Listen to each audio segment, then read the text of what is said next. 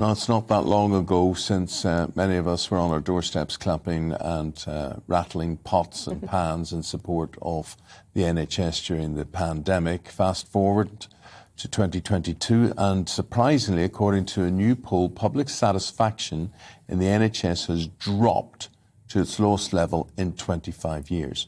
Joining us now is MP Wes Streeting. He's the Shadow Secretary for Health and Social Care. Mr. Streeting, good morning to you.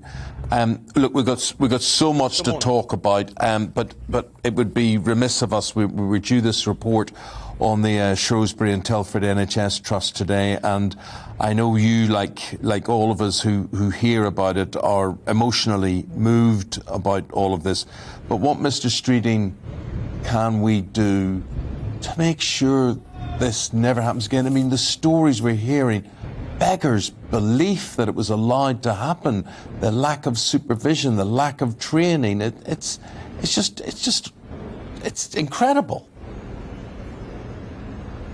It really is, and I can't imagine what these families have been through, particularly the women who've lost their children during childbirth.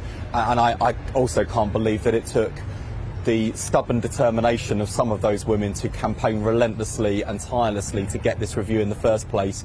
We've been speaking to Donna Ockenden and her team. I haven't seen the report or her recommendations, which she will be setting out as must-dos, but I do know she's not going to pull her punches. I think that the families that have been campaigning for truth and justice, I hope, will feel vindicated today. The important thing is what we do next. I mean, it's my expectation that the government will implement the recommendations in full. That would be my expectations about what a Labour government would do too.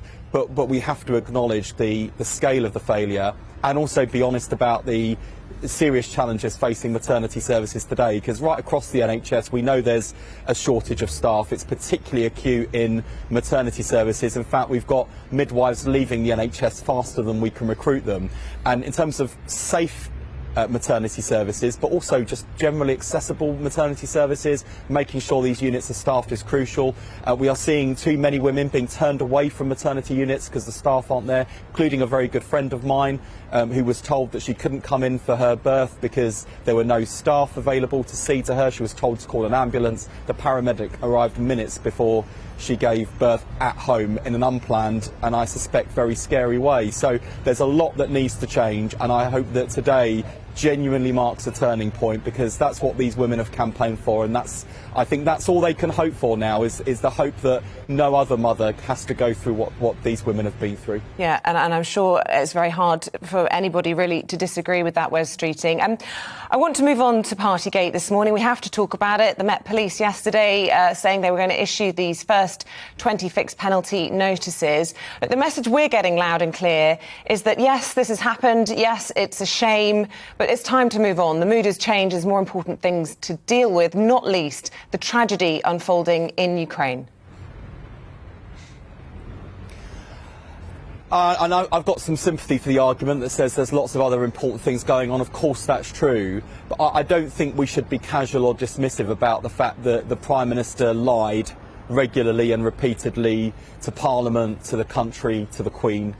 I don't think that that's something we should dismiss lightly. The fact is that there was law breaking in Number 10 during the pandemic, and to add insult to injury, the Prime Minister lied about it, and that is a basic sacking offence under the ministerial code that Boris Johnson puts his name on. I don't think Conservative MPs are going to remove Boris Johnson. I think they are basically standing up for him and standing with him, and I think they should be judged alongside him, bluntly. And all I would say to your viewers, as voters actually, is, are you really happy with the idea that Prime Ministers can just brazenly lie to you and get away with it? Because I think this is a fundamental in democracy. I'm sure you can recount times as journalists, and your viewers will recount times as viewers where politicians have sometimes bent the truth, stretched the truth, sometimes trying to answer a different question, the one that's posed, because the truth can sometimes be inconvenient. But I can't think of a time where a Prime Minister has knowingly and brazenly lied to the country in the way that Boris Johnson has, Labour or Conservative. And I think this is a basic standard in public life we have to uphold. And that is an interesting point. And, you know, it may well be that is what the electorate decide to do. But whether or not now would be the right time, as you say, when the situation in Ukraine is so grave, for there to be a leadership contest and all of that introspection. I mean, Anthony emailed in, one of our viewers this morning, saying this Partygate fiasco is exactly why the media allowed Putin to creep up behind us over the last 15 years. We concern ourselves with nonsense. If the electorate are unhappy, they'll vote him out at the next election, even the local elections in May. He's got a point. Voters have got that opportunity in May to give the Prime Minister a good kicking, and he deserves it. I just say, though, in terms of the course of the war, there is absolute unanimity across the party political divide. We're agreed on support for Ukraine. We're agreed on the need for tough sanctions. We're agreed on the need to arm our Ukrainian friends so that they can fight off the Russian invasion. So the policy wouldn't change with a change of Prime Minister. We just get someone better. And let's not forget, during the Second World War, when this country faced an existential crisis, Neville Chamberlain was dispatched, and arguably that had a positive impact on the course of the war, changed the course of the war for the better and for Britain. So don't tell me that Boris Johnson is uniquely special or capable of leading our country through this crisis. In fact, I would say that Boris Johnson's conduct makes him uniquely unqualified for the highest political office in the land. There are plenty of Conservative MPs who could do the job better. Just briefly, if you could, that's people judging Boris Johnson. How would you judge this drop in satisfaction, 25% down in the NHS? And we've got a former health minister here in the studio in the form of David Miller, who will come to after I hear your answer. What would you put this down to, Wes? I think more than a decade of underinvestment in the NHS going into the pandemic, the fact we've got record high NHS waiting lists.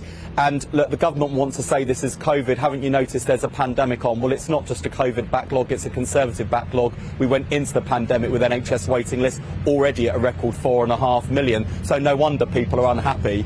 And I can tell you the staff are equally unhappy. They know the NHS isn't providing the service that people deserve and expect. And they hope the cavalry's coming. They want more staff in the NHS. They want the resources, the equipment, the technology they need to provide patients with the care that they deserve. But I fear the only way we're going to get an NHS fit for the future is with a change in government. The last Labour government delivered the highest patient satisfaction in the NHS's history, and that's what I hope the next Labour government will do too.